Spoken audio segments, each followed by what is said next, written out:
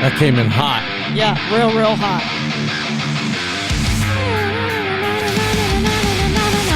Hello, everybody. Welcome to another episode of the Alter Ego Podcast. I'm your host, Jack Austin. With me, as always, is the Cyborg. He's actually being reprogrammed. Mark? Mark! No Mark today. Mark! Ryan, how are you? I'm swell. How are you? I'm so good. So glad to hear that. Glad to have you here. Glad to be Unlike here. Mark.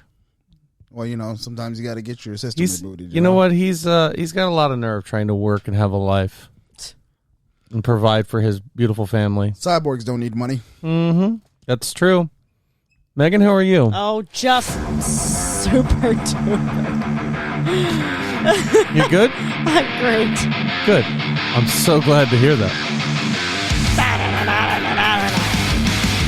All right, that's enough silliness.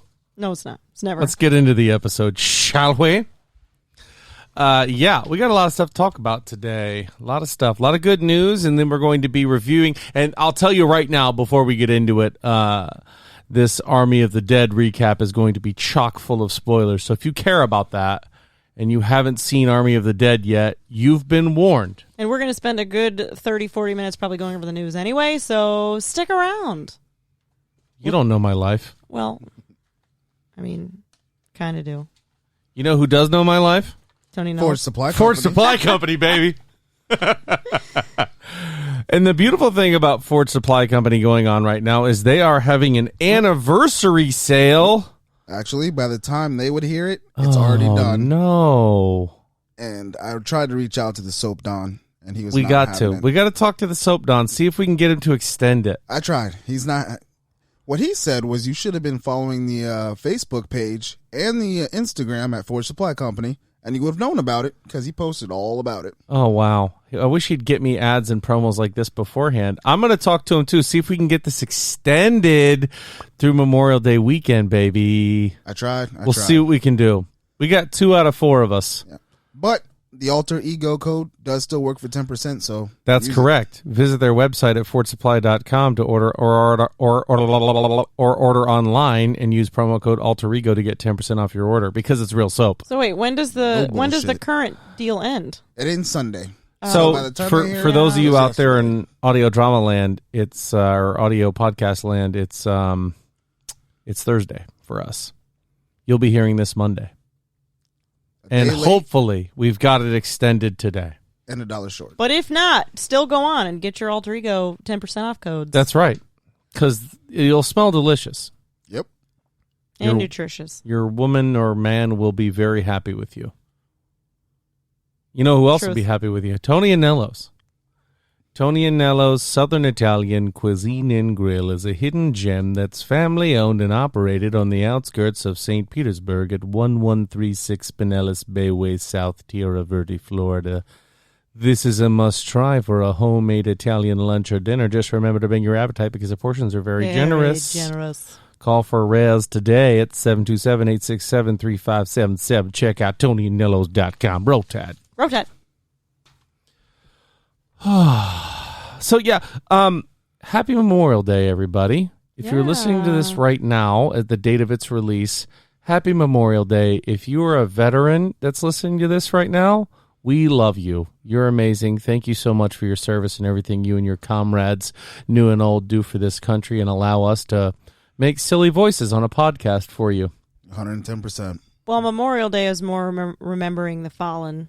Yeah. Yes. We still appreciate the men and women who are veterans or currently serving, but Memorial Day is for those. And I know that's a big take on Memorial Day, but my thing is I don't want to say thank you after you've given your life. I get it. So, thank you now. I remember those who have worked with you and those of you who will sacrifice in the future, because in order for us to enjoy this wonderful freedom that we have, people like you have to make sacrifices. And, so I can appreciate hopefully that. many years from now, you will be recognized on Memorial Day for the purpose of it as well. Yeah, of course. Long time from now. So happy Memorial Day weekend. I hope you are thanking a veteran or showing your appreciation on this day. not just going out and barbecuing, but appreciating what the holiday's for. So let's appreciate that big green egg that I just got on Memorial Day. That's right. Yeah. I'm gonna fire that bad boy up. That's right, you are. You should come fire it up over here. We'll have dueling green eggs. Man, I ain't gonna lie, that thing is heavy, bro. Oh, it's heavy as hell. Yes, it is. All right, let's get into this. So for a change, I switched around. We normally do gaming news and then TV and movies, and then we do DC and Marvel. But DC and Marvel were kind of light this week. To me, not tons of stuff. And I figured I'd rip this Band-Aid off early. Justice League director Zack Snyder considered setting the Man of Steel in the Dark Knight universe with Joseph Gordon-Levitt playing Batman. What would we have thought about that? So we all know at the end of Dark Knight Rises that Joseph Gordon-Levitt, he goes into the bank and he tells him his real name is Robin, and they kind of allude to him being the successor in Gotham City. So what about a Man of Steel movie with Joseph Gordon-Levitt instead of the Batfleck?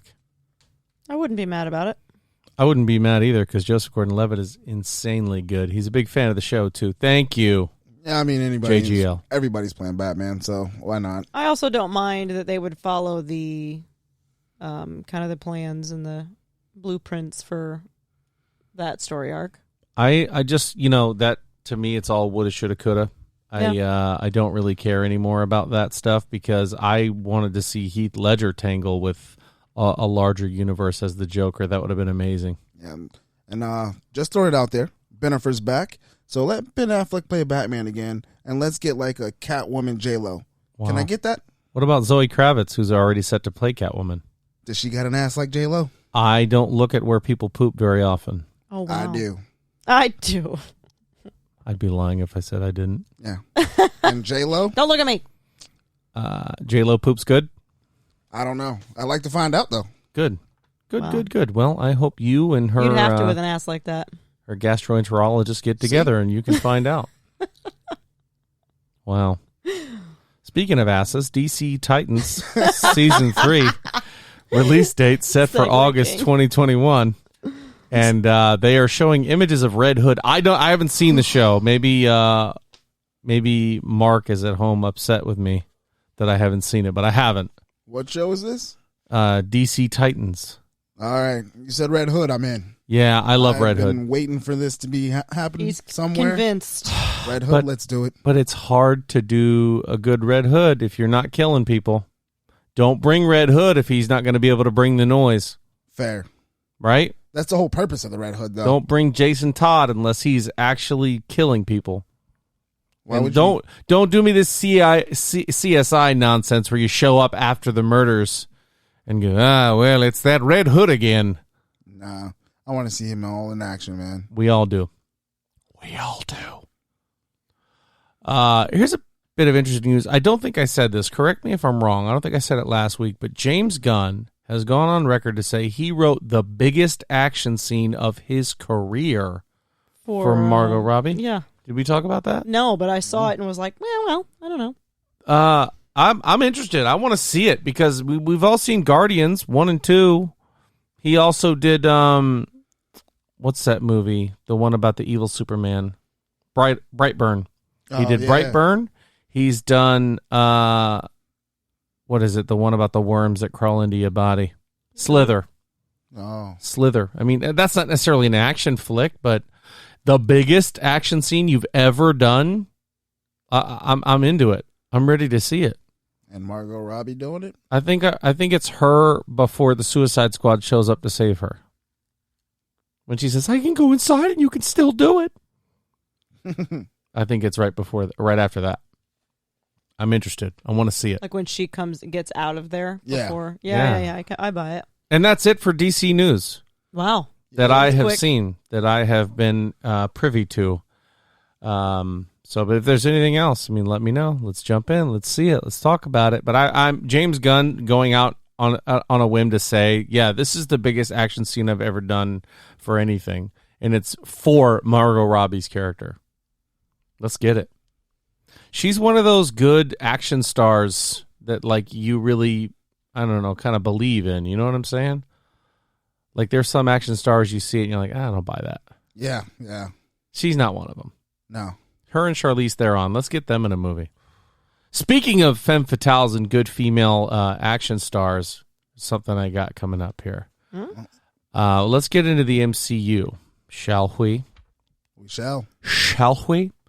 Sebastian Stan famously plays the Winter Soldier on Falcon and the Winter Soldier Bucky. and all the other. Yeah, he plays James Buchanan Barnes, a.k.a. Bucky, has said he wants to play Winter Soldier as long as Marvel wants him. Oh, Nice. see, okay.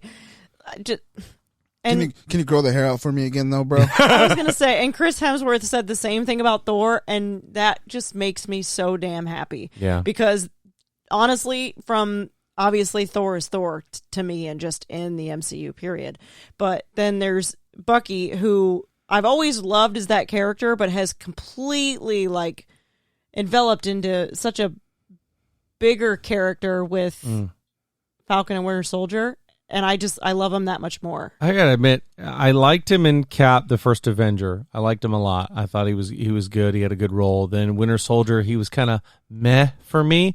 I get it. I would have liked to have seen a little bit more trauma out of his character, but in Winter Soldier, there was a lot going on anyway, and new characters to introduce. This not to take away from his performance. I just wanted to see more out of the Winter Soldier. All you see is him throw a mouth guard in and sit there and get zapped.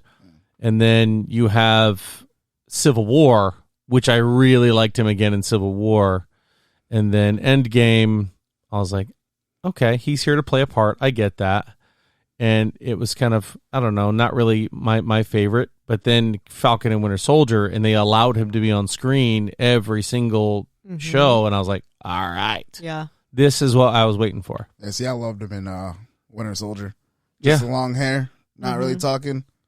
The mask, intimidating as hell. Give me that. That's the Winter Soldier that I want. I like that too. I'm talking about in terms of not his physical presence. I mean, obviously it was a great movie, but his just development of the Winter Soldier. What else do you need to know except that he means business? Like absolute business. Sure. He absolutely did. This is upsetting me. This next bit of news upsets me quite a bit. Oh, boy. The Doctor Strange 2 director has left the project because he wanted to make a different movie than what Marvel wanted to make in terms of Doctor Strange 2. Honestly, I'm kind of happy about that. Why? Because look at what the MCU has done, what Marvel's already done, which means that they probably had a good vision for this, and this guy wants to try to take it some other direction. They're like, nah, buddy. We're not Zack Snyder. So you're trusting in the process at Marvel. You're looking at Marvel's track record. Even though this gentleman, I forget his name, I'll have to look it up. I mean, can you look it up for me? Am I looking up? It's what is it? He's also a writer for a lot of MCU properties. So maybe some of that stuff that you love is partially due to him. Yeah. I forgot I have a keyboard right here. Oh, but 21 movies or what is it? 21 movies or something like that later. I mean. Yeah. Scott Derrickson, that's not him. Robert Cargill is his name. Cargill. Let's take a look at what Robert's done, shall we? Let's take a look at his IMDb, which is one of my favorite websites of all time. If you don't know about IMDb, learn yourself about it. That's Internet Movie Database. I'm assuming you people know what I'm talking about when I mention IMDb out there in podcast land, but let's see. Well, what do you mean, you people? What do you mean, you people? It's one of my favorite lines. What do you mean, you people? He did Doctor Strange, but I'm not seeing this, man. Maybe IGN was full of crap.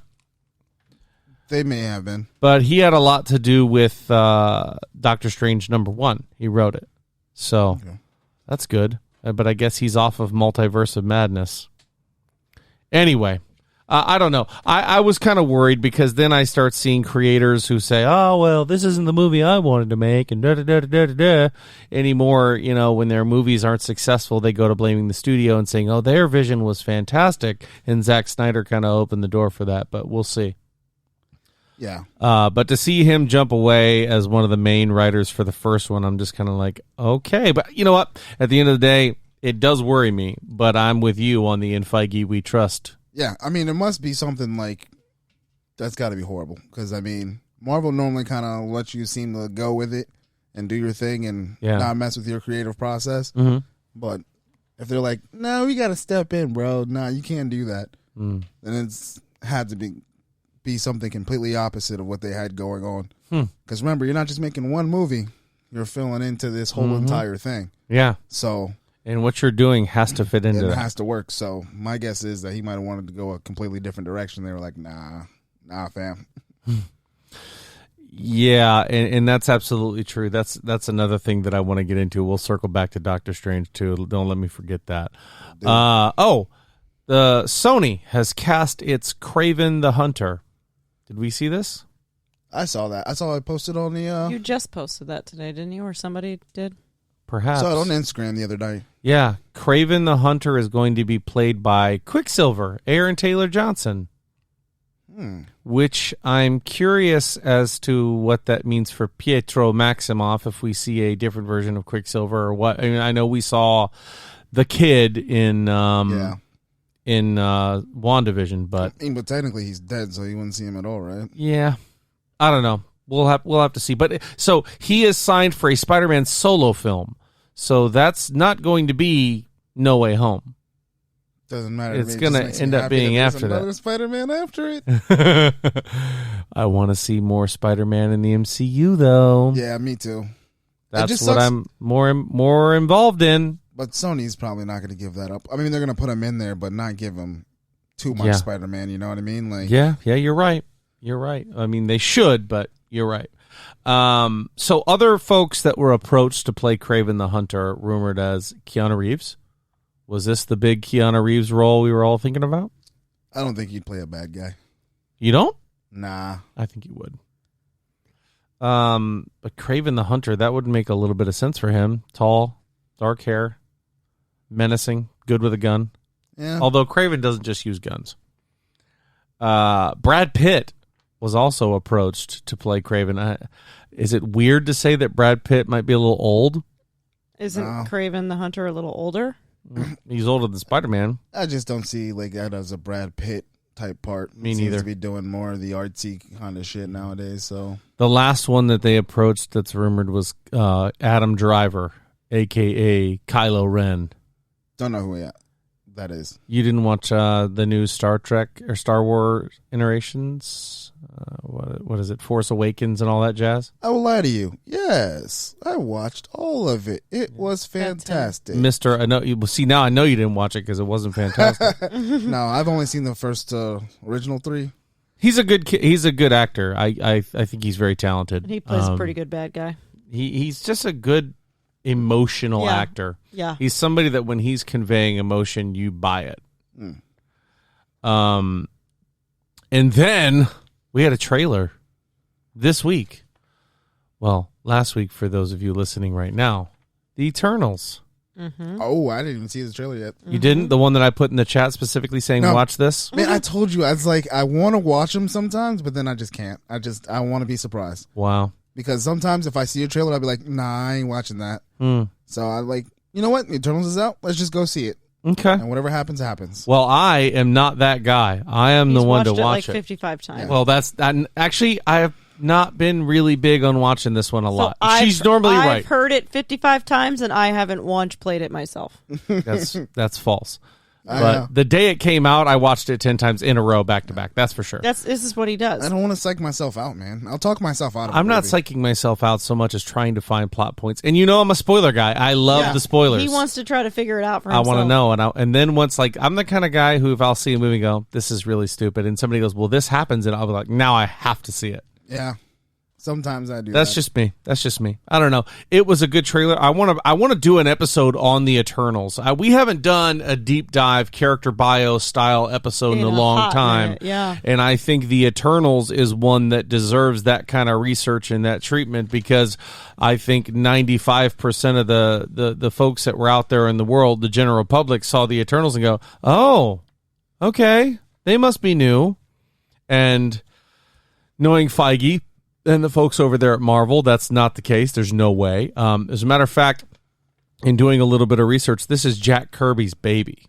This is Jack Kirby's, his one that he first illustrated and wrote all of it for.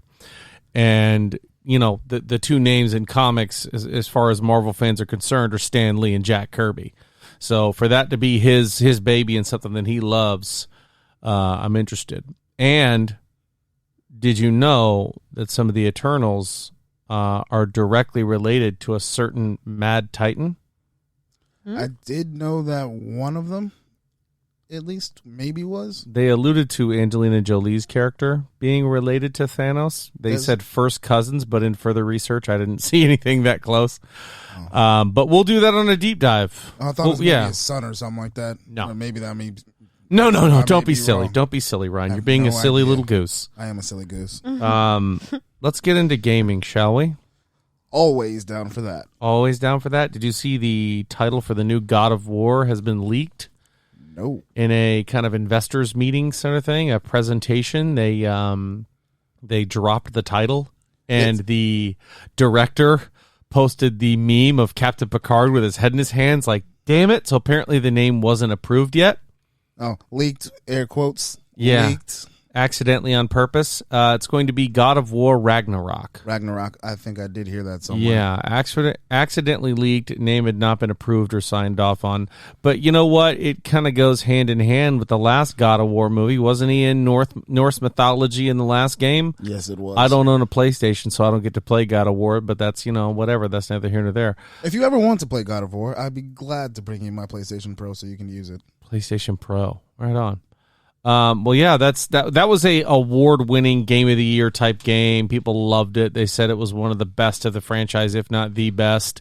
I've heard nothing but fantastic things about it, so that's interesting. And Ragnarok obviously holds a special place in our hearts over here, so I'd be interested to see where that's going to go. Funnily enough, that's what the second one's supposed to be about. Yeah. Good old spoiler alerts, but I guess after you beat the game, that Thor comes knocking on the door. Yeah. So that's what the second one's supposed to be about. That's dope. I'd love to see, oh my God, what's his name? Kratos fighting Thor. I think that's who it is. I may be wrong, but I'm pretty sure. No, you're right. I've heard that Thor does make an appearance. And don't they allude to his son being Loki? I don't know. Shows some kind of gamer you are. Like I said, I'm kidding, really buddy. Play. I don't really care. No, I mean about the franchise, not about what you say. I love you. Oh, that's...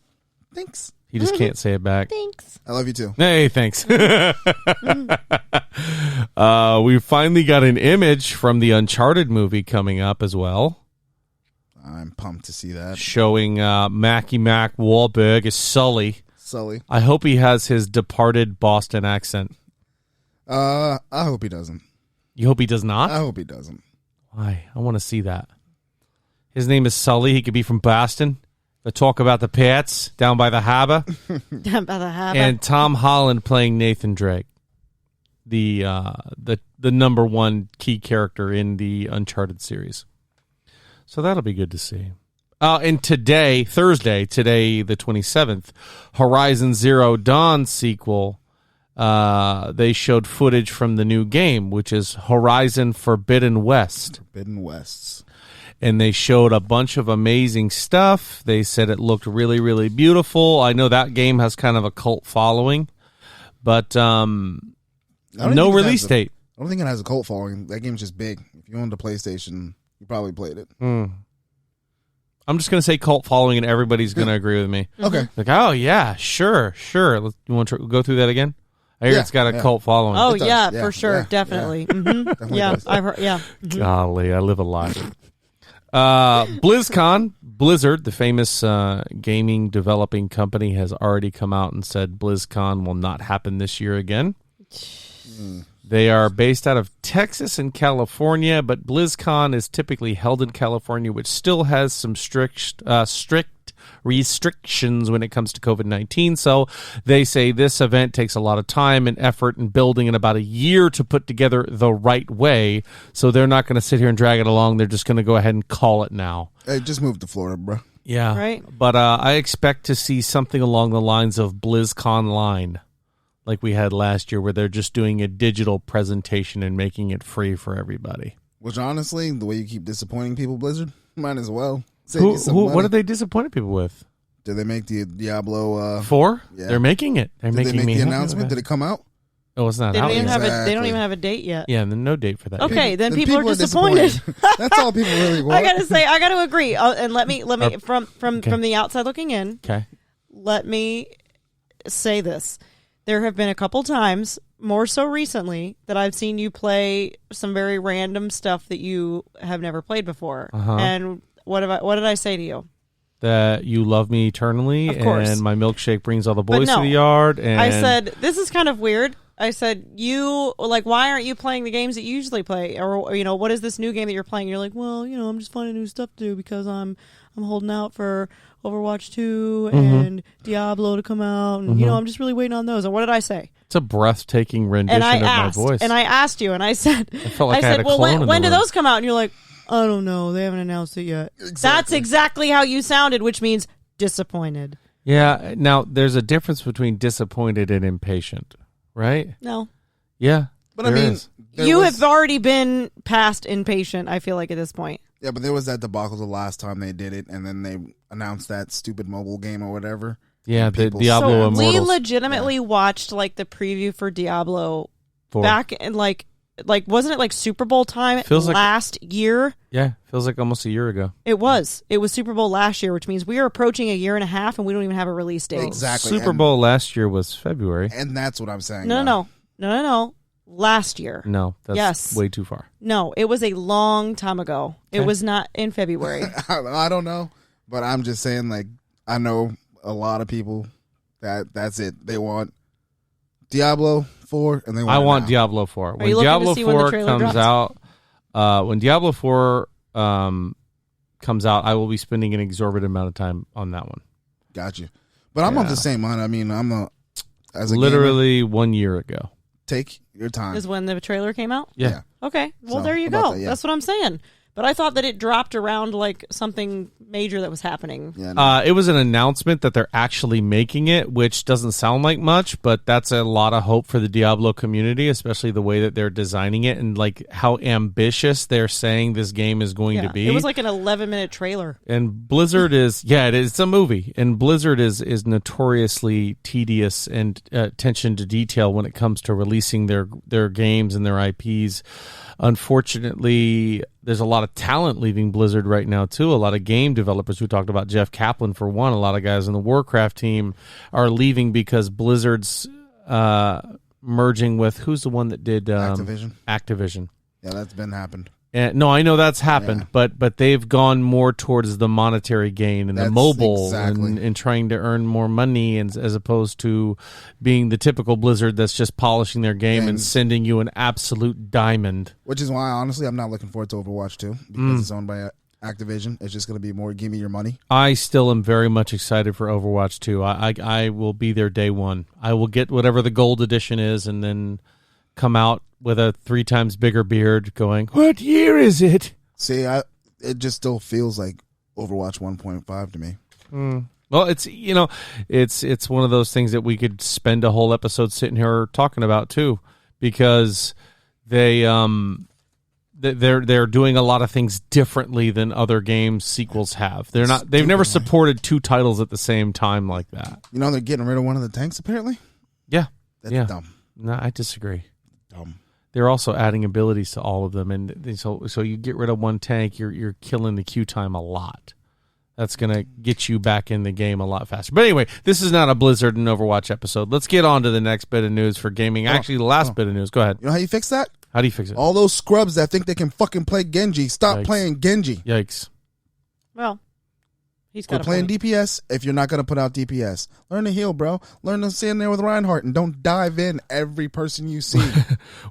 well, there's also the problem with certain tanks that or DPS that don't play around their team. They run into everything and then spam that they need healing or that we need to group up because they made a bad play. But I'm not getting into that. We're getting into Borderlands and the confirmed cast for Borderlands, which I've only played the most recent Borderlands. And actually, I take that back. I played Borderlands, I think 1 or 2 when it was free. And it was interesting. It was an interesting game. It's a nice little first-person shooter. I got stuck on Borderlands 3 and then kind of never went back to it because it pissed me off. But here's the cast we got so far. We've got Cate Blanchett, who's playing Lilith, who I know is one of the top characters. She's one of the good guys. Never played Borderwatch a day in my life, so I have no idea who any of these people are. Well, don't play Borderwatch. Play Borderlands. Oh, Borderlands. My bad. But Claptrap, the little robot that runs around and follows you everywhere, is being played by Jack Black. So nice. I'm already kind of like, okay, all right, okay. And then there's a character named Roland being played by some brand new actor, Kevin Hart. Yeah, I've never heard of him. No, I've never heard of him either. And then another unknown playing Tannis, Jamie Lee Curtis. Who's that lady? Yeah, I don't know. I think she was in Yo Gabba Gabba. Oh, Jesus. And then we have somebody playing Moxie, Gina Gershon. Anybody heard of her? No? Pimps Don't Cry? Nope. No Gina Gershon for you? Why does that name sound familiar? Everybody knows Gina Gershon. Come on. I have to look at her face now. Gina Gershon, I think, is the... Oh, no, wait. That's incorrect. I was going to say it was Will Ferrell's wife in... what's the movie? I don't know. The one with Mark Wahlberg. The cop one. Nobody? Oh, gosh. This is happening and we're not even looking. Ryan. Okay. I got her face up here on IMDb. I'm just trying to see what else she's The hell was that? I don't know. Ryan's phone getting wild over there. Yeah.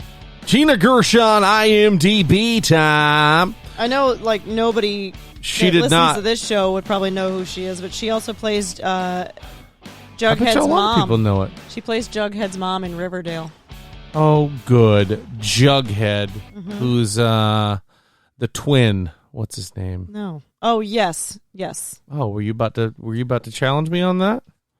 We all know what happened last time Megan bet me. She was wrong. See? Sounds just like her. Gina Gershon is not who it was. I got her mixed up with Eva Mendes. Oh. Yeah. Know who I'm talking about? Eva Mendes is who's playing it? No. Oh. Gina Gershon's who's playing it. But Edgar Ramirez is playing Atlas. No image for that. And that's about it. There's a couple other true unknowns that I don't know who they are. Ariana Greenblatt playing Tiny Tina, and Benjamin Byron David playing Marcus Kincaid. These are all vendors in the game that you can go to. Moxie, Marcus Kincaid. I know those two definitely are vendors. But anyway, correct me. Tell me about some Borderlands lore. Educate us, please. Help us. Oh, and Gina Gershon was in freaking Face Off, one of the greatest movies ever. Yeah, he wants to take his face off.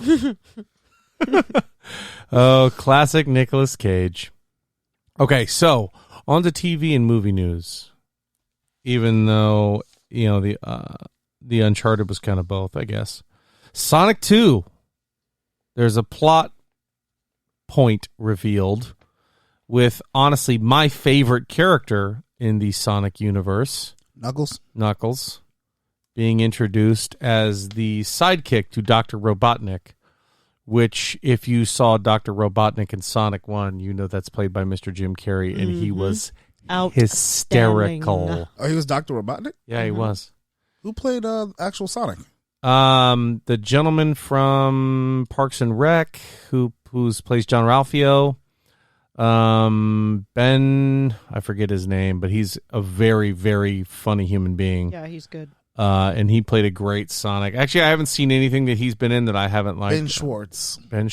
Yeah, he was in Middleditch and Schwartz. And one thing, I don't know. I'm excited to see Knuckles, and I want to see that, but I also want to see Tails. I want to see Dark Sonic. I want to see a lot of different things come into the Sonic universe. Let's get it. Willy Wonka has the origin movie that's coming out about Willy Wonka that I had no idea was coming out has cast its titular character in Timothy Chalamet. He looks just like Gene Wilder. Yeah, Gene Wilder. But I've never heard of him. Let's go back to our famous IMDb. But I've never. Yeah, here he is. Call Me by Your Name is a movie that he's in. He was also known for Beautiful Boy, Lady Bird, and Little Women. Wow. Can't wait to jump into that one. He's also in Dune, so I guess he's got a lot of good stuff coming up here. Good for you, kid. It doesn't look like I'm your demographic, really, but proud of you. He also played Edgar Scissorhands in How Do You Drive with Scissorhands, a video short. I'm just not finding interest in that. Johnny Knoxville has come out and announced Jackass 4. I imagine we're going to hear a lot of knees and backs popping in Jackass 4. These guys are getting a little older. Geriatric fucks. Right? Geriatric edition. And this Johnny Knoxville has said this will be the final Jackass movie for him. He'll be done with it after then. It's got to be. I'm surprised he's still doing it right now, bro. Yeah. Like. And what was the thing I wanted to come back to? Golly gee, Batman. Oh, Zack Snyder talking about, I wanted to have Joseph Gordon-Levitt as Batman, blah, blah, blah, blah. Talking about having a plan for a movie. J.J. Abrams came out to discuss Star Wars and said the most important part, or most critical part of doing a Star Wars movie is having a plan. What?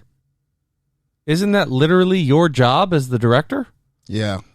To work with the producers and plan everything and doing a plot? I don't know. I'm not in the movie business, but I'd assume that's what you do. I would imagine being a high-profile director, having a plan, makes sense. Nah, fuck it. We'll do it live. Right. Let's go, everybody. Yeah. I don't get it. So you show up on the set of Star Wars and go, all right, who's got our lightsabers? Hey, let me get you got lightsabers. You guys are going to be Wookiees. Somebody go glue some hair on that guy. I don't know. Why is this? That's exactly how it's done. This is posted by IGN and comicbook.com, and I'm looking at it, I'm like, guys, why is this news? Why are we talking about this? Slow news day? I don't know, man. Anyway, on to something really good. I want to circle back. Johnny Knoxville is 50 fucking years old. Wow. He's an old boy. If anything, it makes you feel old. 50, yeah, it does. But that's 50, I feel like I'm 80 now. I can only imagine what he's going to go through doing the stuff that he's about to do. Yeah. Good for you, buddy. Hope you got good insurance. Enjoy, yeah. But there is a movie trailer that I sent to you guys. Don't know if you saw this one. Gunpowder Milkshake. Haven't watched it yet. Did you guys watch that one? Nope. Sounds interesting, though. Stars our young lady Karen Gillan, our friend, big fan of the show. Who's from Community. Famously Karen Gillan? No, I'm thinking of somebody else. She plays Nebula. Never mind. Yeah. Yeah, I know her. Yeah, she is in a all-female led action movie where she's kind of like an assassin. Okay, that's cool. And her mom is played by oh my gosh, Lena Headey, who is Cersei from Game of Thrones. Nice. I'm all in on this movie. It looks good. It looks really good. And they have a good bad guy as well, Paul Giamatti. I like me some Paul Giamatti. He plays a good bad guy as well. He's got a lot of good presence on screen. So that one is very interesting. It looks like the premise of it is she's got a job to do. She shows up. She finds out the job is to kill a kid or a kid's involved. And she's like, no, I'm not doing that. Do it, you coward. Wow. That's a crazy movie, right? Mm-hmm. She shows up. The kid's the target. Plow. Credits. The end. Wonder how that would be received. I don't know, but, you know. How about the trailer for the Tomorrow War starring Chris Pratt that was released? Yeah, that one I want to see for sure. Did you see the trailer for that one? I saw part of it. I saw what the movie was about. I don't know busy. if it's the official trailer. I can't get good help anywhere. I'm sorry. This has been a busy week. I started to see I saw the premise of it, the concept that there's a war in the future, 30 years in the future. Yeah. And you get drafted and you have to go. After a little bit, I stopped. I was like, I don't want to know anymore. Oh, really? You liked it though. I actually like that premise. If you don't come to the future and fight, you'll be dead now. Yeah, that intrigues me. Yeah, very interesting. Very interesting. You know what else is interesting? Tony Nellis. Amazon bought MGM Studios for $8 billion. So pocket change fell out, and Jeff Bezos was like, "Oh, that's I guess right. I'll take that." He goes, hey, that's all I've. He goes, $8 million for MGM. That's all I've got. And then he looks at the camera that's not there and goes, "On me." Not even. It's just a monopoly to take over the world. How much is Jeff Bezos worth? a lot of effing divorce, money. I think it was like 170 billion or something. Before his divorce, literally one of the richest men in the world. Yeah, he is the richest. No, man I know he's worth a lot of money. He's not the richest man in the world. Yes, he No, was. George Soros probably is. Do that. It's either him or it's Elon Musk at one point in time. All right, we're researching battling. richest man in the world. All I had to do was type in richest, and it said richest man in the world. Bernard Arnault. French businessman Bernard Arnault has become the richest man in the world, beating Amazon CEO Jeff Bezos. Ugh. According to Forbes, Arnault, who is the owner of Louis Vuitton, Moet Hennessy, has a net worth of $186 billion. Could you imagine having that much money? Yeah. Could you imagine having that much money? Yeah, his Jeff Bezos' wife became like one of the richest people in the world just after the divorce. Just by divorcing him. Yeah, became the richest woman in the world. Jesus. Hey, prenup next time, boy. Wow, you guys are being gross. So on to my favorite bit of TV and movie news. I don't know if any of you grew up watching Highlander. Nope. I did. There can be only one. I actually saw a bumper sticker the other day that has a Highlander and it had all the Duncan MacLeod. Who's the other? Who's the one that Christopher Lambert plays? He's Duncan MacLeod. No, he's not Duncan. Duncan's the guy with the ponytail. I know Sean Connery was one. Sean Connery was in it as well. But that doesn't matter. What does matter is it's being rebooted. Yes. With a awesome lead who is, I don't know, the Man of Steel. Oh, wow. He was The Witcher. Wow. Mr. Henry Cavill. Yeah. He posted like Scottish lore books and all the movies from Highlander. And I was like, and he goes, Henry Cavill is going to be in a reboot of Highlander. And I said, well, I'll be there. See you then. Come on. Tell me that's not a great casting. Okay. You're just going to be lying then. I like. Honestly, my favorite take on the Highlander was the one when they actually had the woman on the TV series. I actually really like that. Duncan was the woman. Duncan MacLeod was the TV series. Was there another one I'm unaware of? Yes. There was? I'm not hey, I'm all for it, but I'm not aware of a female Highlander. Like that led a series. Are we Googling with no Google song? Yeah, we are. No, but I'm getting ready for something else. Oh, well, excuse me. Yeah, I'm getting ready to dive into Army of the Dead because I have lots of things to talk about. Highlander the Raven is what it was called. Oh, there we go. Yeah, and it was who was the star on that one? Her name was Elizabeth Grayson. Elizabeth Grayson. What else has she been in? Are you on I know IMDb? That name. Yep. Give that a goog. It's worth a goog. Let's see. If there's anything of note.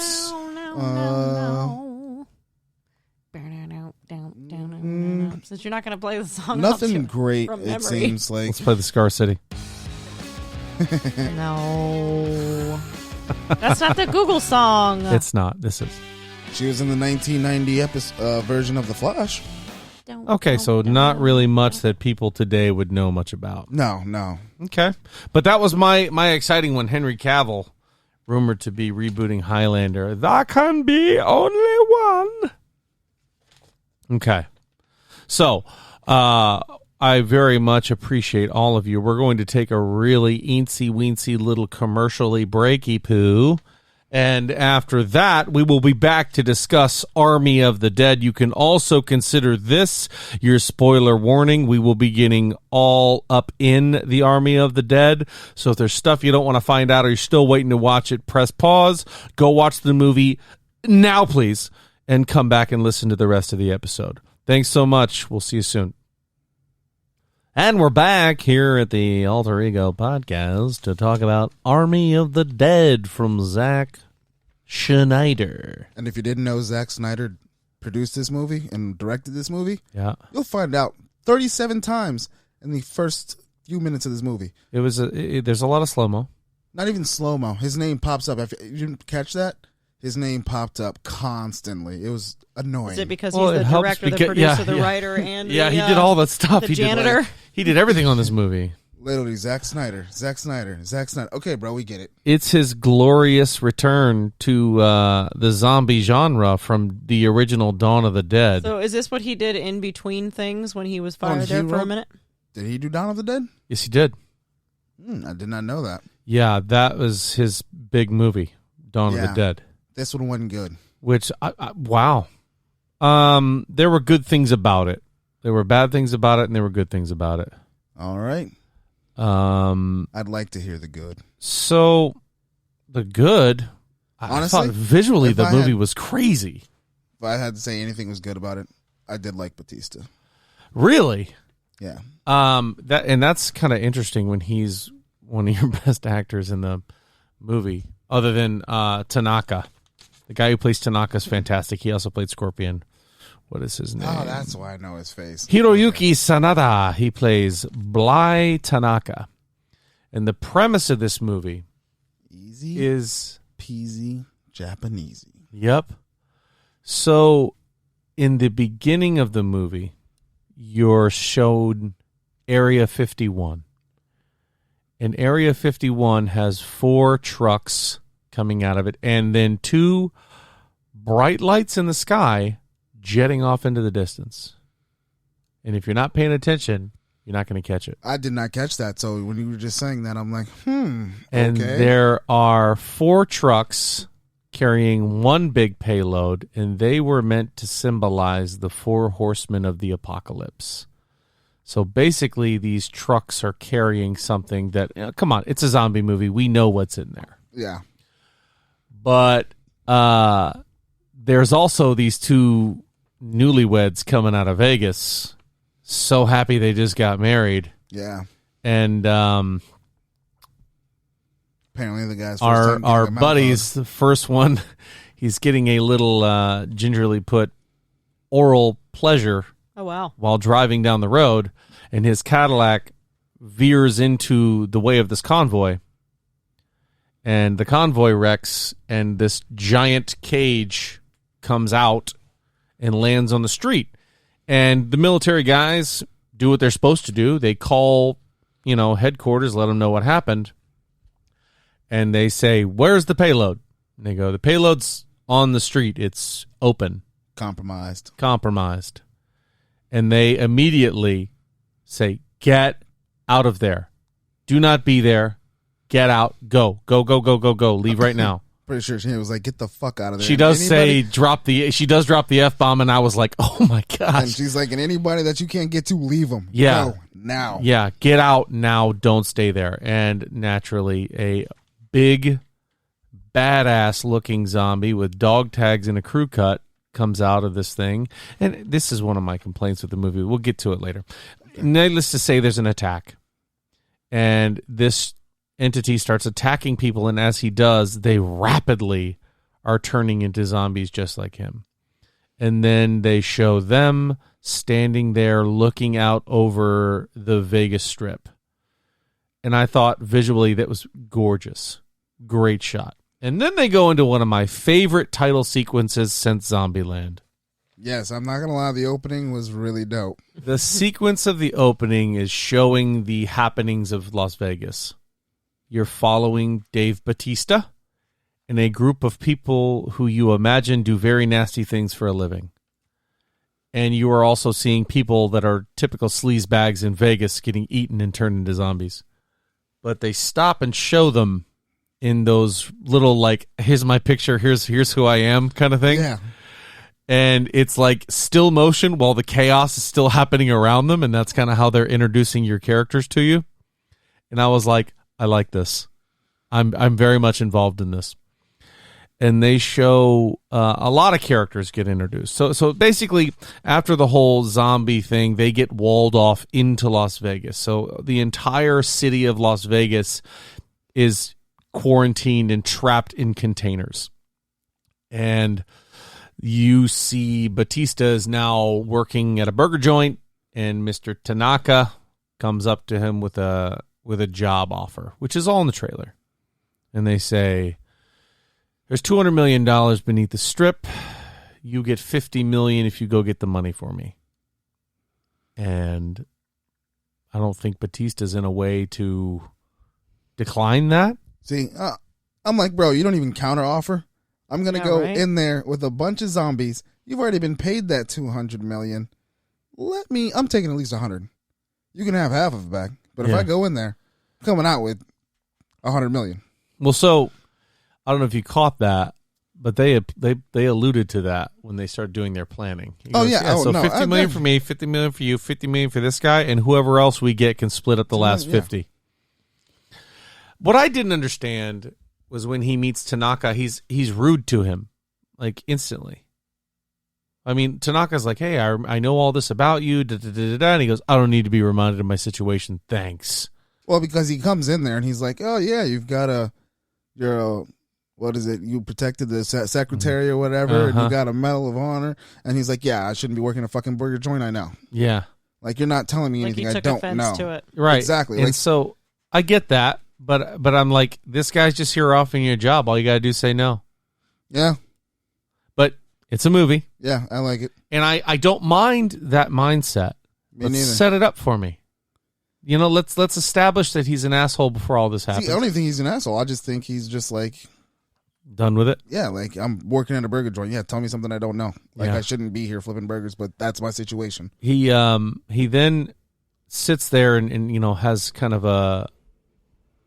What is it? Does he have his nightmare then about his... A little bit after that. They show that he's lost a lot of people. They show that people on his team, people in his life, he has lost, and they're not really around. Most importantly, though, was his wife. His wife that turns into a zombie, and he is forced to stab her in the brain. No, he wasn't forced to stab her in the brain. He put the gun away and decided to stab her in the brain. Yeah. Which I was like, that's a little more... I guess he didn't want to destroy her face. But he shoves the knife down through her skull and kills her in front of his daughter. Maybe he wanted to look into her eyes while he killed her. He does. Which sounds really morbid, but at the same time... Yeah. Sorry, it's a zombie, babe. I'm just saying, maybe he's hoping that, like, when he stabs to kill her and she's in that, like, brink of death, that he'll be able to, like, catch a glimpse of her before she expect you guys goes. to blow my head clean off. Clean off. Smooth off. Yeah. Listen, if I'm coming at you with the bad, let's not worry about. Yeah. One of the things that annoyed me about the end, I'm like, come on, bro. Yeah. Anyway, so you meet this ragtag group of scoundrels, which consisted of Scott Ward, Vanderho, Maria Cruz, Dieter, who is actually one of my favorite. Peter? The crew, Dieter's my favorite guy. Is that Peter? Yeah. No, Dieter is the German guy. Yeah. I thought his name was Peter. Okay. Yeah, Dieter's my favorite dude. Mine too. Let's see, Marianne Peters, who is their pilot. Mikey Guzman, who is a YouTuber / sharpshooter. A young lady named Chambers. I like Guzman too. Guzman was cool too, yeah. And let's see, who else was it? My favorite, Lily. Lily was my girl. I really thought she was awesome. Was that the Spanish chick in the beginning? No. And Lily was, and then they are kind of joined by Martin, who is Bly Tanaka's head of security. All right, see, this is one of the things that I can't stand. Let's go through the crew here. Okay. Oh, it was the security guy when he showed up. I'm like, okay, I already know what's gonna happen here. I already know the whole point of this movie. Yeah. I don't even know why I'm watching the rest of this 2.5 hours. Had every zombie cliche ever in it, and I just didn't care for it. But, so I kind of think I know where you're going, but keep going. I was saying, but the people in it were actually interesting. That was the only thing that I did like. The dude who plays somebody in Power, Omar, I think his name, Omari. He was Vanderho. Yeah, I liked him a lot too. Vanderho, yeah, he was really good, and so he puts this team together. Yeah, and one of my favorite things happens in this movie that never happens. What's that? They get the crew together, and originally they only recruit Mikey, and Mikey brings Chambers and another guy to the meeting.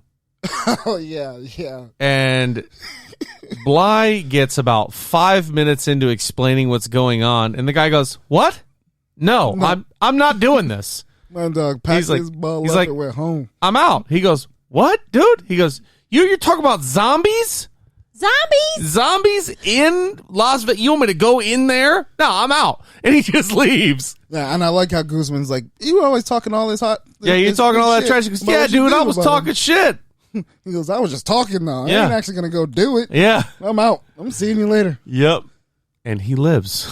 Yeah. Good for him. And I like how when they asked Guzman, he's like, you want to make 500,000? He's like, let's go. Yeah. He asked no questions. He's like, don't you even, nope. Make 500,000? Don't even tell me, because I'm not backing out. He's like, don't even matter. Doesn't even matter. A beautiful thing, too, is outside of Vandero and Maria and Scott, they each are talking 50 million.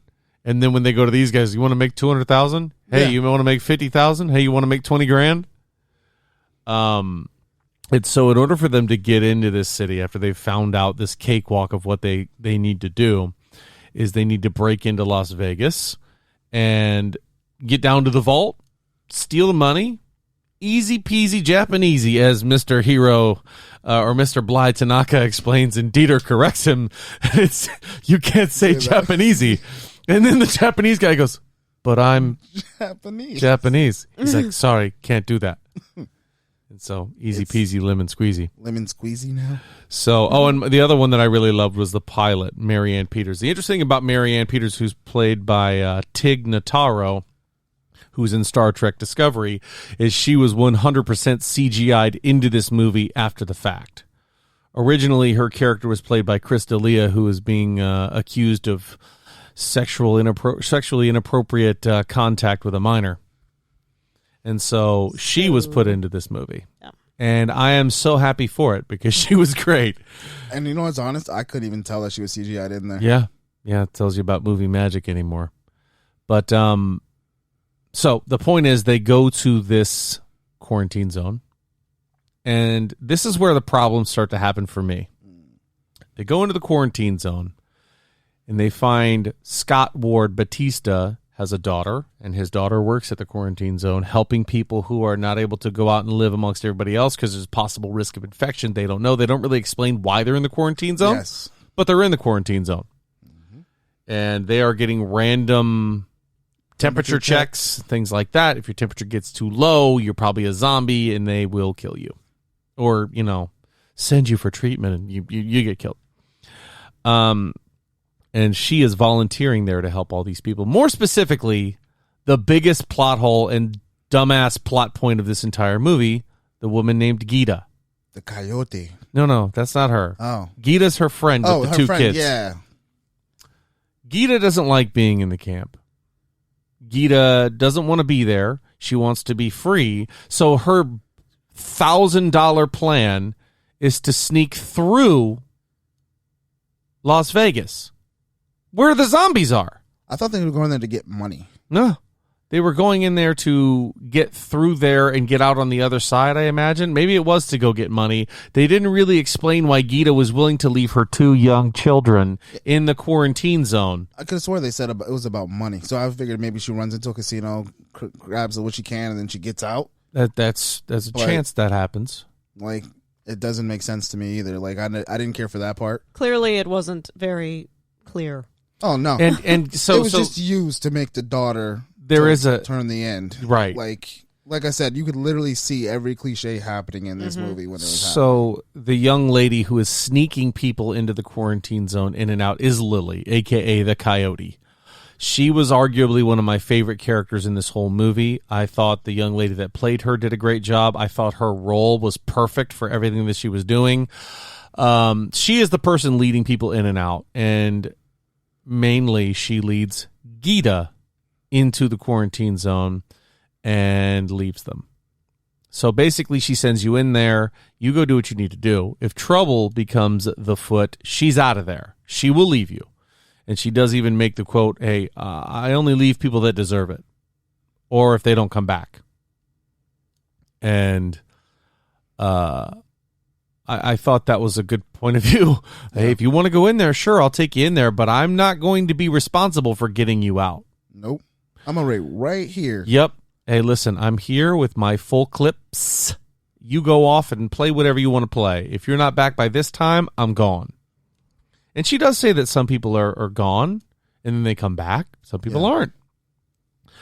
But that's neither here nor there. So the team employs the Coyote to get them through.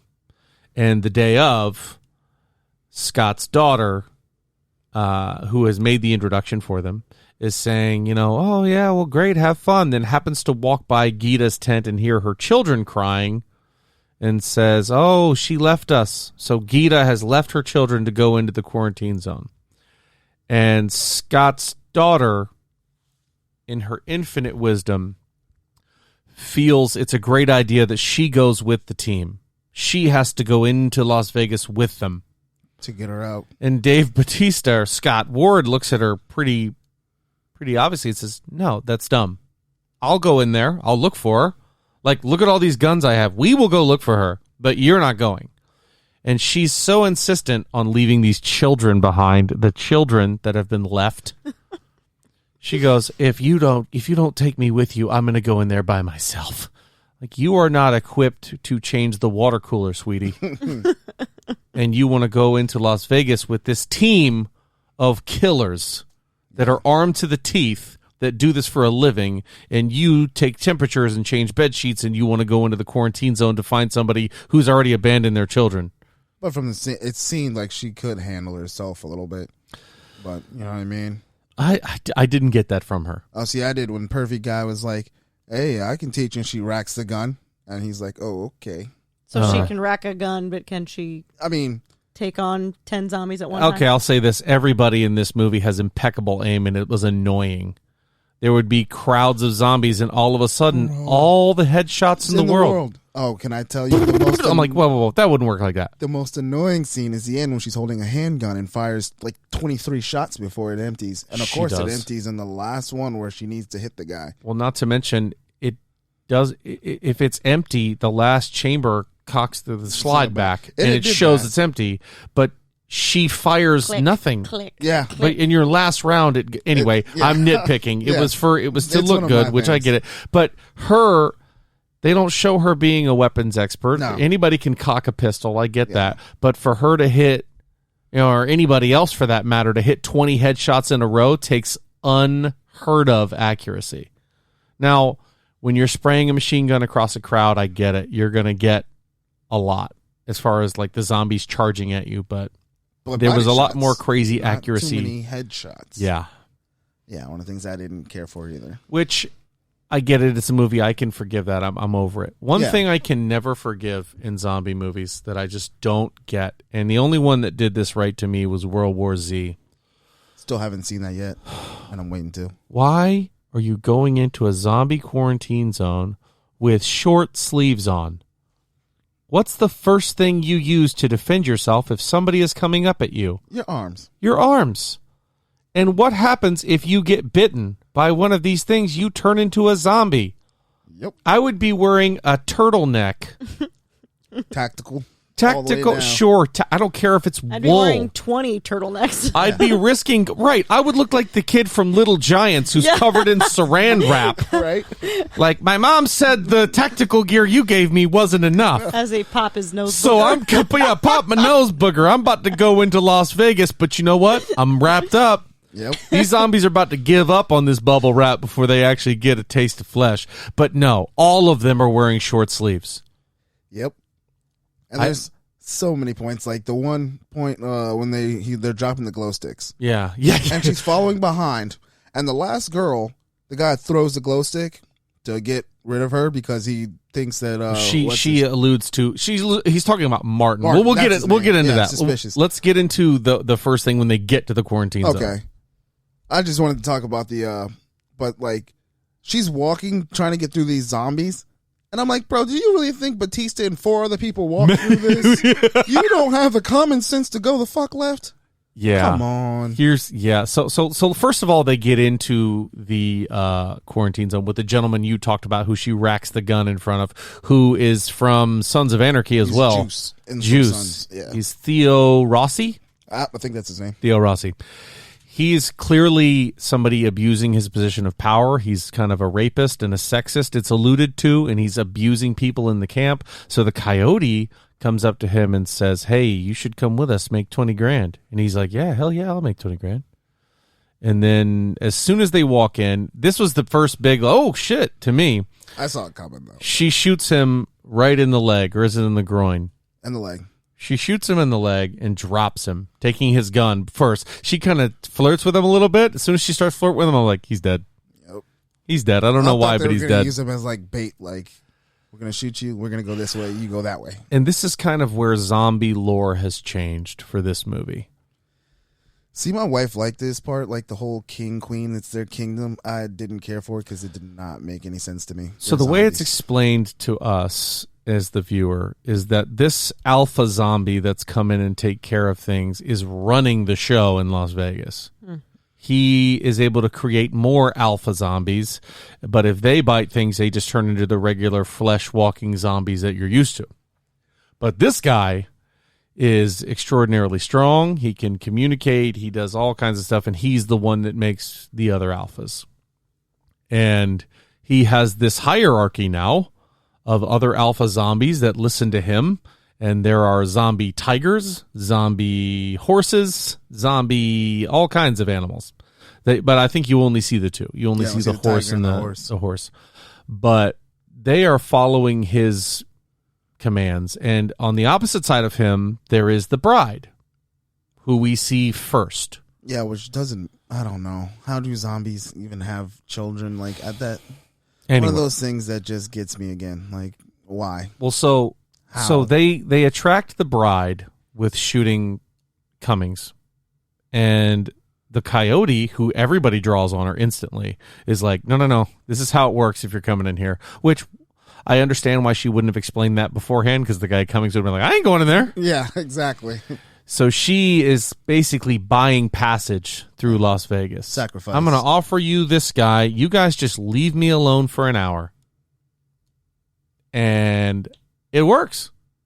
They show up, grab this dude who is terrified, and drag him back to the Olympus Casino, which the name of our alpha zombie is Zeus. Makes sense. So it's funny that he goes to he's cast as Zeus, but his casino, this fictitious casino that he takes over is Olympus, which is kind of a nod to Greek mythology. Oh, I get that. And so while they do that, Batista and the other guys are like, all right, let's get into the Bly. Let's do what we got to do. See, that's another thing that doesn't make sense to me. And that quarantine zone, Las Vegas is zoned off. They've killed everybody that's in there. They got to eat. So if people step in there, you're going to tell me that a zombie's going to be like, all right, yeah, the one person you shot's good enough, but the 8 of you we're not going to touch. Yeah. Right. That doesn't make any sense to me. I'm inclined to agree. And the alphas seem to operate on a different rule set than most zombies. And when you see the mind-boggling zombies, the one that are the typical, they're all that way. They're all, we're going to eat you, we don't care.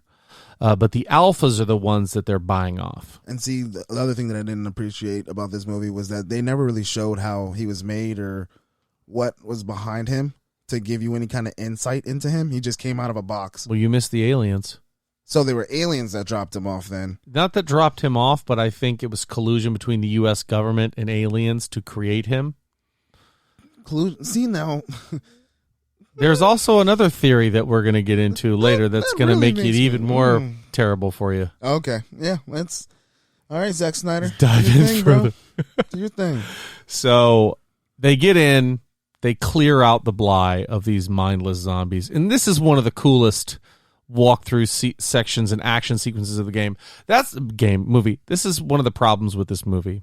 There's a lot of walking. Yep. And a lot of meandering. And a lot of with nothing really happening. Yes. So this could be cut out. Now, visually, sure, it looks good, but I'm just kind of like, all right, man, let's get there. And can I say something else, too? Was like most zombie movies, noise triggers. That's what I was hoping for. Which it does in this movie, too.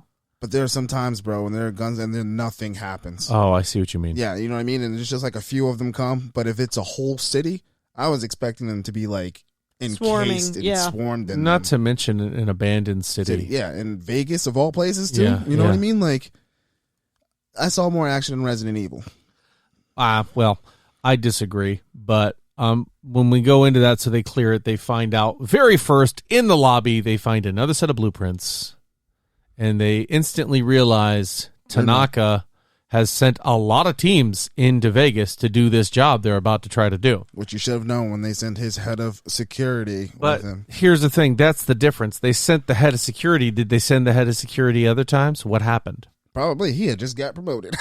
He was the other guy. He's like, oh, I see what you mean. I see what you mean. Head of security now. But here's the thing. In that moment, for me, if I'm Dave Bautista, and I find the other set, and I find the other people, and I see this guy, Martin, who's kind of like, what?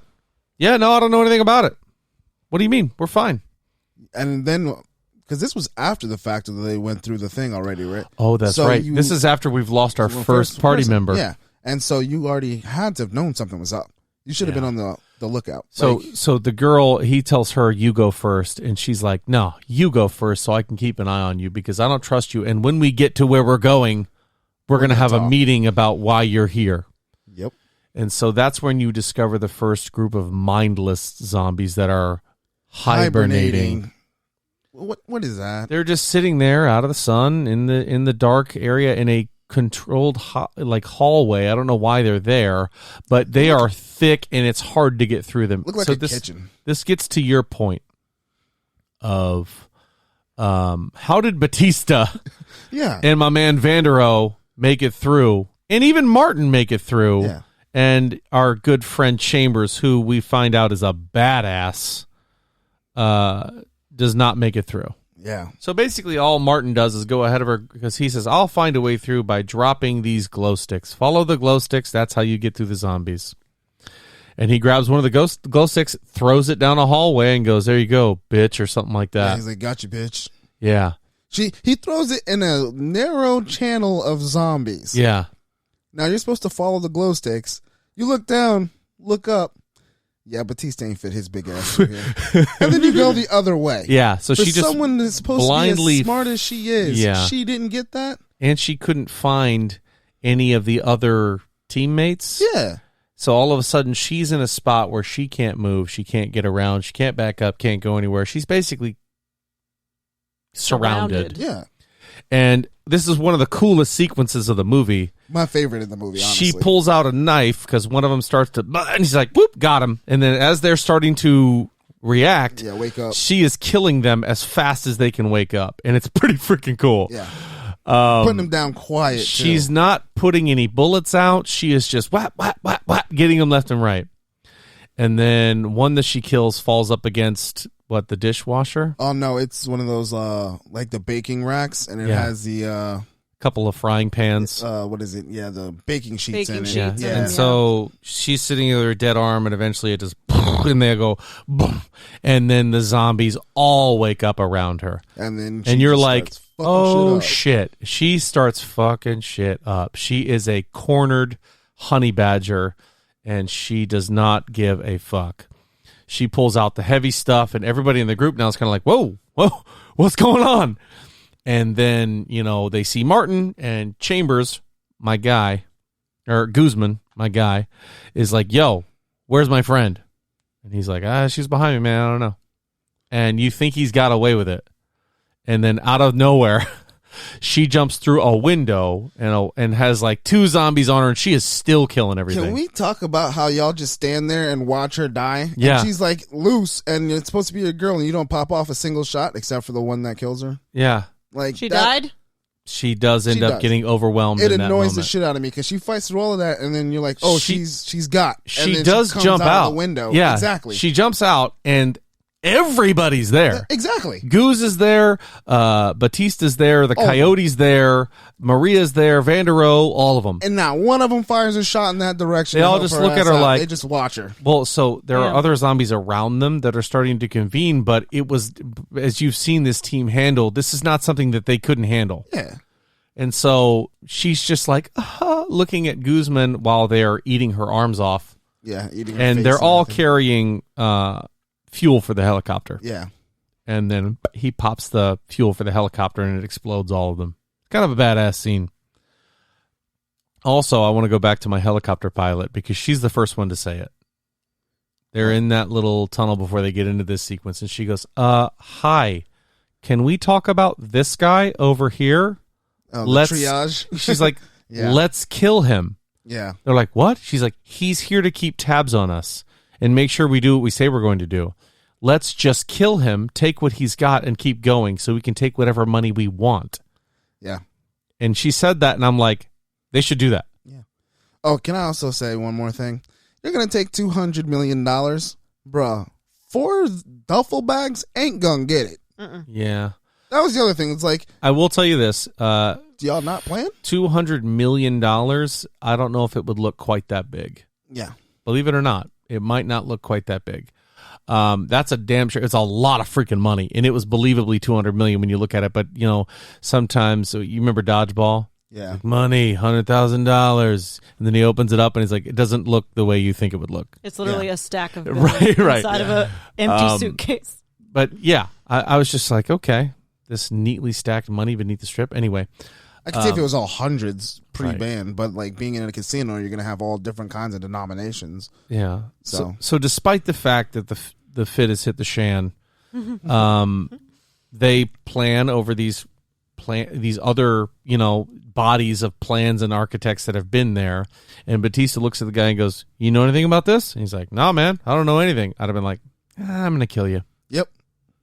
Oh, that's cool. Boom. Yeah. As soon as I saw him pop in, I'm like, he's there to catch a zombie, because I thought Tanaka had somebody that was like bit or something, and he's trying to find a cure or something. But you also see Tanaka talking to the military very early on. See, I didn't see that part either. Yeah, that's part of what part of the movie did you watch? Jesus Christ, man!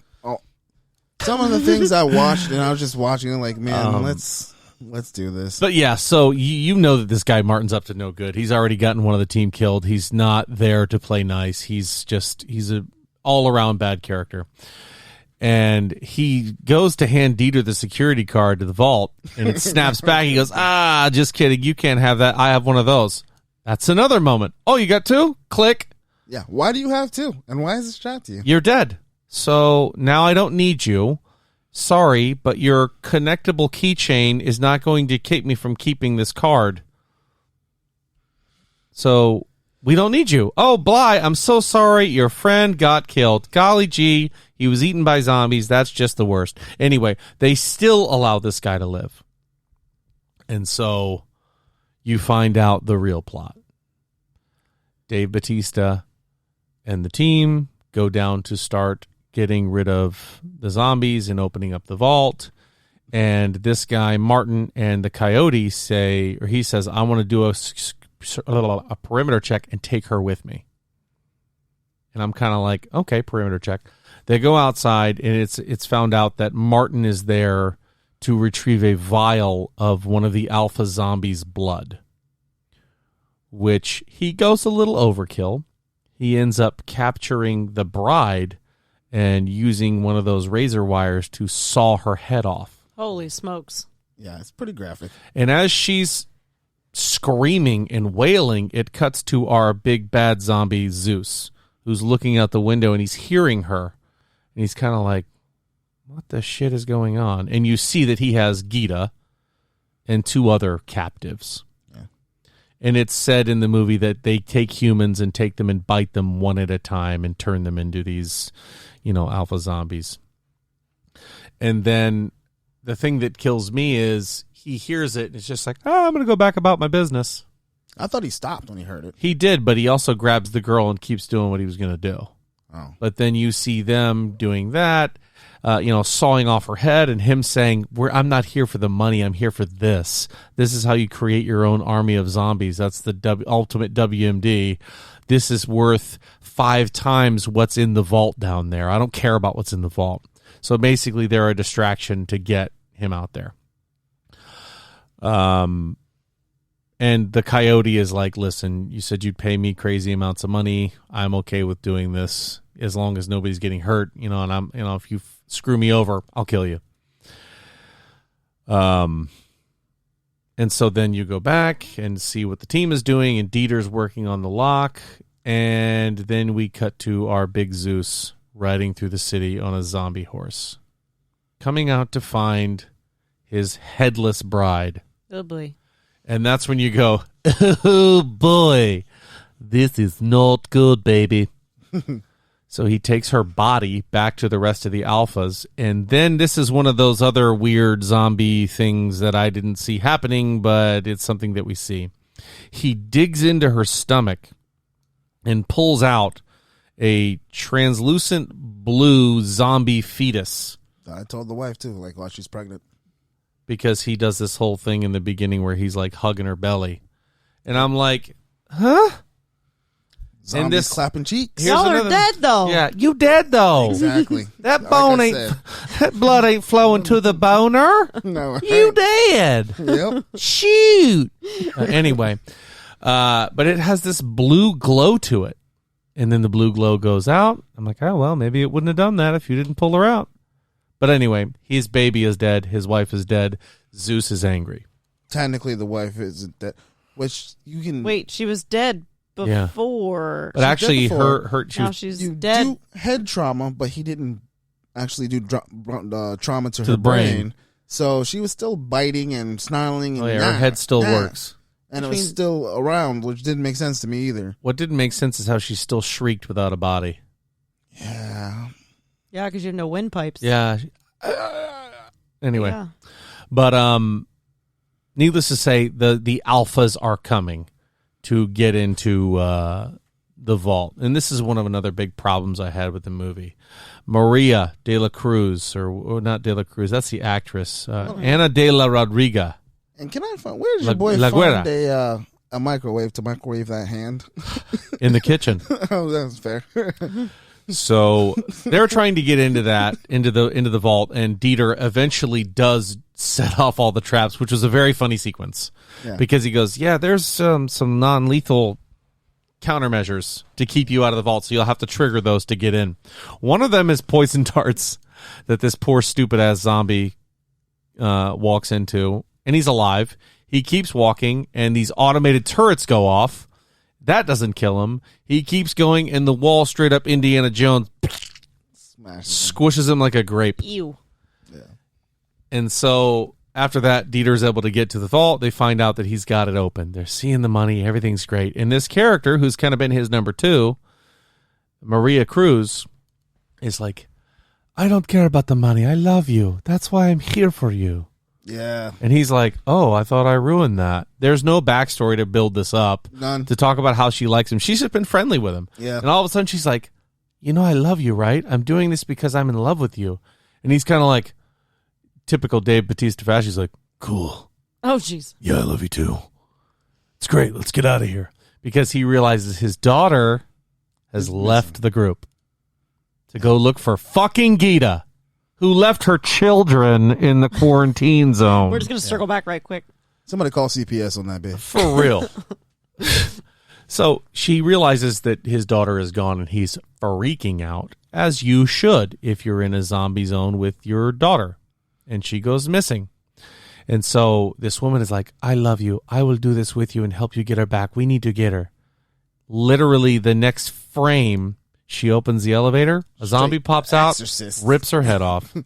Turns her head completely backwards. I'm doing this because I love you. Okay, goodbye. Right. Turns it backwards to look at Batista. Here's the first second of character development for this major character, and she's gone. Whoopsies. And then Batista kind of has a rage fit moment, which I liked when they kind of showcased how powerful he was. And that's the thing I liked, is the way he's just manhandling zombies and stuff. Like, I mean, granted, Batista's huge. Yeah. When he does stuff like that, it's believable. Yeah. One of them gets killed because he straight up power bombs him into the ceiling. Oh, jeez. Throws him up so high, hits the concrete, destroys his brain. I was like, that was a badass zombie kill. That was pretty good. Yeah, that was real good. And so then we have the alphas descending on the vault, right? And a lot of things happen. Not really. Nothing really happened in that sequence. Well, yeah, Dieter and Vanderhoof get stuck down there. Yeah, and then Dieter pushes Vanderhoof into the vault to save him. Well, so Dieter and Vanderhoof have an interesting relationship this whole movie. Vanderhoof's kind of like, you're useless. Which is actually another one of the really, really funny movies. You know that title sequence where it's spinning around and showing all of them? They get to Dieter, and he goes, whoa, wait. How are we doing the zombie killing exactly? I love it. Because he's like, oh, so no, you've never killed a zombie. Okay, so Vanderhoek kind of thinks he's useless. Yeah. Then he shows him how to use a gun and gets a couple good shots. He goes, look at that. He goes, now you're useless. The whole time he's useless. Then the vault opens up. I like you, Dieter. Dieter kind of saves his life a little bit. I like you, Dieter. Oh, you're dead. Bye, Dieter. Well, you don't see him die. But you do see him That's fair. Throw Vanderhoek into the vault and leave him there to, you assume, die. Yeah. Well, I knew he was going to be the last person to get out. Vanderhoek? Yeah, I called it. I didn't call that until they threw him in the vault. Yeah, then I called him in the vault. I was like, oh, okay. He's got to be the guy who gets out. I expected the coyote to die very early on, and I was very pleased that she didn't. I loved her character. And so then they leave. Well, Batista leaves to go get the, as he doesn't know, broken helicopter. Yeah. And him. Another thing, all those people, you didn't have the decency to be like, hey, look, that helicopter is going to get maybe 2 people out. Yeah. It ain't going to carry 6 of y'all and $200 million. All he knew is that there was a helicopter, but they've already established that Bly is betraying all of them. Yeah. So, and before this, a good moment in this is when she realized that Martin's a dickhead. She takes out a money counter and she lifts it to see how much it weighs, and it feels like a head. Yeah. She puts it in the bag and gets rid of the queen's head. So after this whole sequence, when he thinks he fucks them over by locking them all downstairs, which he does, he eventually betrays everybody as they're trying to climb the ladder out with Guzman, Batista, and a couple others. He is able to trap them so that they don't get out, and then he locks it with his little security code, which is pretty cool.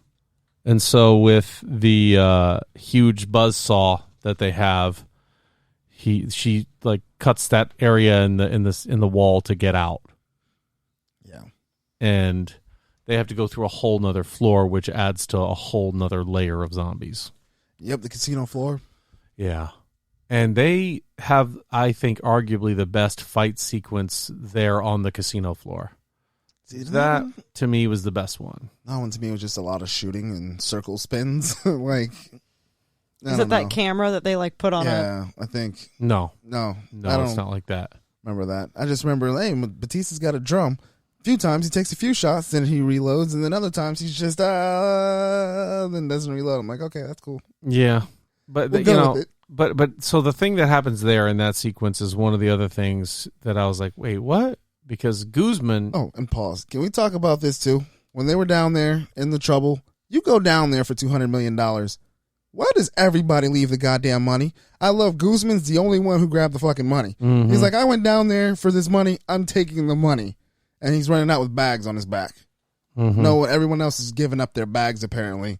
Because at this point, they're dying for nothing. I'm hauling ass. I'm taking the money because if I get out, I'm at least gonna have the money that I went to go get. Yeah, I'm shedding everything I don't need, and I'm running. Hey, I need them. But first and foremost, I'm also that guy that's like, we're doing what? No, that's not me. Exactly. See, you ain't gone. I'm not in. Me, I'm getting the money out by any means necessary. Yeah. So they then get out and get to the helicopter up at the roof and are able to fly off. But that sequence before that, Guzman takes one for the team. Oh, that's right. Bit. Guzman is... Oh, that's what I want to talk about. He shoots a zombie in the head, and I swear sparks come out of that head. And it's got a bright blue light. The blue light, yep. Now, the blue light was on all the zombies when they showed the alphas and the way they were infected. But this one, if you watch it, there's 33 minutes and 2 seconds left in the movie. There are sparks that come out of that zombie. I was like, are we getting zombie robots here? What's going on? But I like that he just looks at him pretty much, tells him to go. I think he gives him the money, He doesn't even. No, he loses the money because the zombie jumps on him. It jumps in, then it starts floating everywhere. So he just pulls the string on four pins on the grenades. And 4 grenades, yeah. Goes out like a G. That's another thing about grenades. You realize they don't explode into flame, folks out there in podcast land. They are shrapnel-based weapons. Yep. Mm-hmm. So this wouldn't really happen, but with only movie magic. 13-foot range, too, I believe. Right, right. Still deadly. Still would have absolutely killed Mikey, but not Mikey and the 50 zombies that were piling onto him. Yeah. So they get out, and they find that he needs to go over to the Olympus because that's where Kate went. Kate's over there. I need to get to Kate. Is that his daughter? Yeah. And Kate is over there. And Kate, you realize, is 007 with this little pistol. Yeah, because she finds Gita. She's trying to get out while Zeus is trying to get after everybody. And she caps, I got to say, like 12 or 15 of them in the head in sequence shots. Bam, bam, bam, bam, bam. I was like, this is not that easy. I've shot guns plenty of times. I could never do these feats that this woman was doing with her accuracy. Nope. Yeah. It's one of my gripes about movies, man. And she's able to save Gita, get out of there with the help of her dad. Yeah. And we forgot about the coyote. So when they first get to the helicopter on the roof, the coyote then pulls out the head of the bride to distract Zeus and tells Scott to get out of there. It's kind of funny to watch because it's one of those things where like you hold a hostage like with a gun head, like I'll kill him. Yeah. But she's doing it with literally a head with no just body. a head. So it's kind of funny to watch. Normally you're like, okay, whatever, but the guy then the alpha zombie takes what is it, like a big ass pole spear? Rebar, yeah. Literally pins her ass to a wall. And I think he turns her there. I think he makes her the new bride. And that's what I was thinking too. No, the coyote. That's all moot. But it doesn't matter. Yeah. Oh, because the whole time is they have to get out there within 24 hours because they're going to hit Las Vegas with a tactical nuke. Yeah. So while they're in the lobby of the casino, they're watching the news because they've restored the power. He's like, and the president has decided to move up the nuke launch by 24 hours. Yeah. So now they have like 1 hour to get out. And so, yeah, they end up getting out. They go get Gita against the press for time. And he looks to Marianne, who's the only one alive at that point, and says, don't screw me over. Don't leave me. Oh, we forgot to talk about how Martin gets mauled by the tiger, and that is absolutely great. Martin does get brutally mauled by Valentine, one of Siegfried and Roy's zombie tigers. Yeah. It's brutal, it's disgusting, and it's one of the best kills of the entire movie. Yes, it is. Watching him get mauled by a tiger is kind of cool. And it was funny because it was like a cat playing with his food because he literally just didn't go bite him. No. He just started... He broke like every bone in his body. You see bones just protruding out of him. Yeah. He also cut both major carotid arteries on his neck. Great. And then just bites his head off. Yeah. Love it. Yeah, it was awesome. That was a really, really good scene. It was. But then, at the end, he gets his daughter. They're getting out, and he has this final struggle with Zeus on the helicopter. And you see him... Go ahead. Another timeout. Can we please stop doing that thing whenever we're in a car, there's a gunfight or whatever, and they always shoot the fucking driver? Can we all come up with something original? Something different? Well, it didn't kill her. I know, but still, it's the same, like I said, every cliche from almost every movie ever. He's trying to shoot Zeus and clearly misses and gets Tig in the shoulder, or Marianne, the pilot. Yeah. And that eventually... tussle leads to Zeus biting Dave Bautista's character, Scott Ward, right on the shoulder. Yep.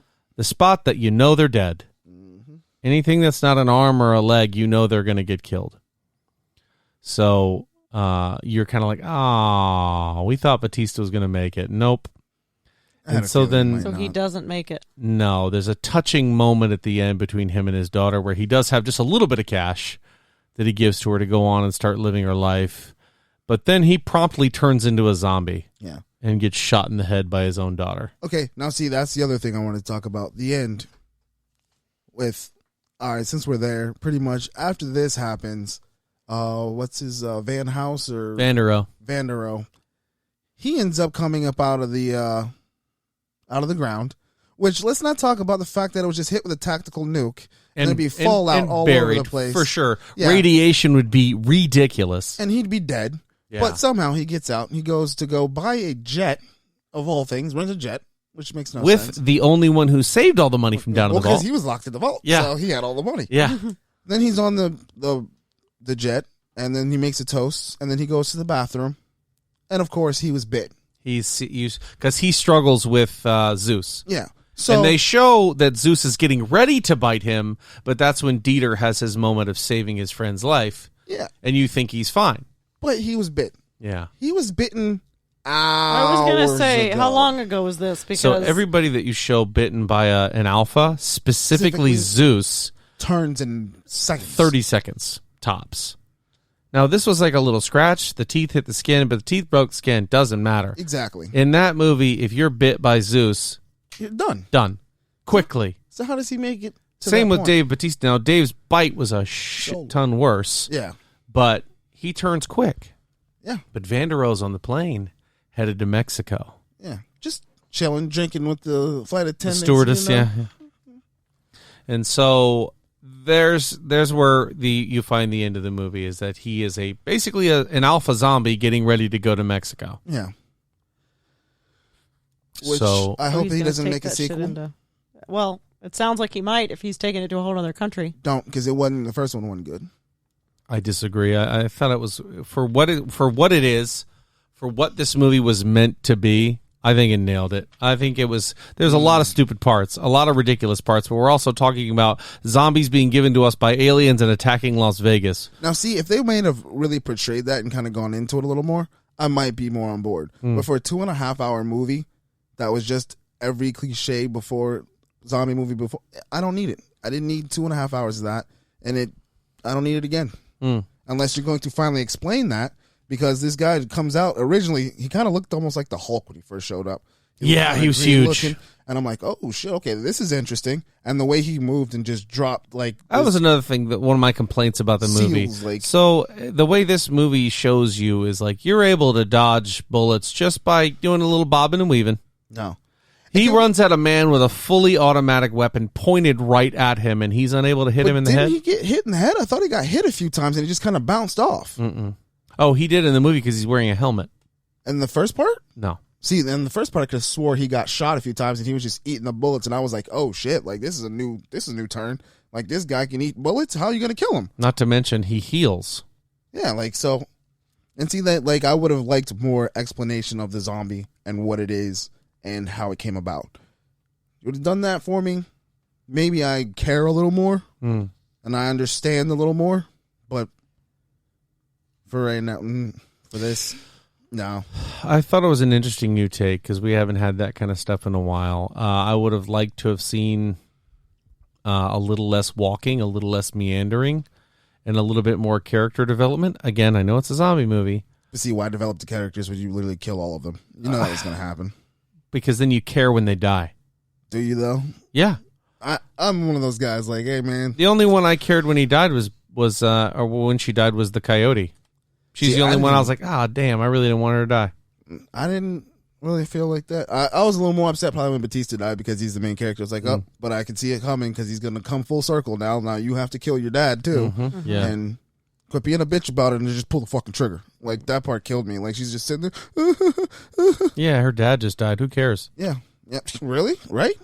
I mean, I get it. You know what you have to do in that situation? It's not about them being that's your parent. the thing anymore. I didn't like is how she was kind of shocked. Like she knew he was dying, and she knew what was going on. And he's like falling asleep. She's like, "Dad, Dad," and then he starts shaking. You know what's happening here. And you hear the just pull the trigger. Put her down. Put him down. I would have been like, "I love you so much, Dad," with my arm extended, gun barrel to the forehead. Yep. I'm so sorry this is about to happen, and I love you. Hey, you awake? Nope. Nah, fuck it. Boom. Exactly. But anyway, so there are some sequels already planned for this.